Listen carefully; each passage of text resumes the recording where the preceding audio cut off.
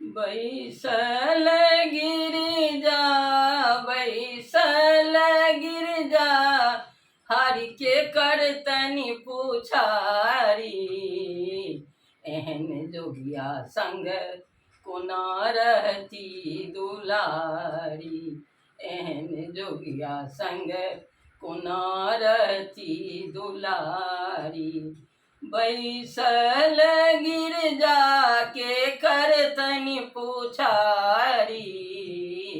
एहन जोगिया संग कोना रहती दुलारी। एहन जोगिया संग कोना रहती दुलारी।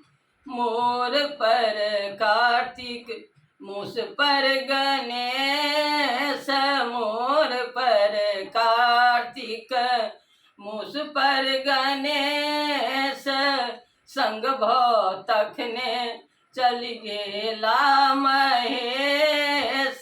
संग भव तखने चल गेला महेश। ने लग में छनकियो, ने लग में छनकियो, जे अन तनि पुकारी। एहन जोगिया संग कोना रहती दुलारी। एहन जोगिया संग कोना रहती दुलारी। सासु ने ननद छनि के मन बहलाओत, सासु ने ननद छनि के मन बहलाओत। रूसल भवानी के प्रेम सो मनाओत, रूसल भवानी के स्नेह सो मनाओत। बौरबो ने बुझथिन, बौरबो ने बुझथिन, की करती बेचारी। एहन जोगिया संग कोना रहती दुलारी। एहन जोगिया संग कोना रहती दुलारी। अपना नहीं घर छनि कहबै छथिन दानी। अपना ने घर छनि कहबै छथिन दानी। टुटली मरैया में बैसल छथि भवानी। टुटली मरैया में बैसल छथि भवानी।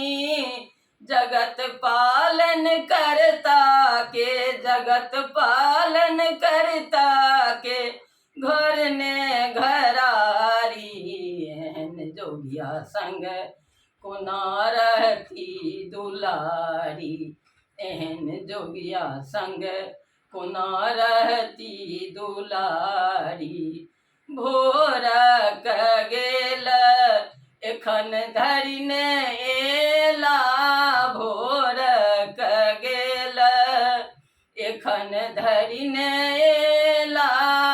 भांग पीसल छल सेहो ने शिव खेला। भांग पीसल छल सेहो ने शिव खेला। भांग पीसल छल सेहो ने शिव खेला।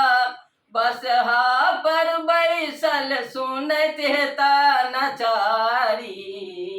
एहन एहन जोगिया संग कोना रहती दुलारी। एहन जोगिया संग कोना रहती दुलारी। जुनि बेकल हऊ उमा सुकुमारी। जुनि बेकल हऊ उमा सुकुमारी। स्वामी अहाँ के छथि जगत त्रिपुरारी। स्वामी अहाँ के जगत त्रिपुरारी।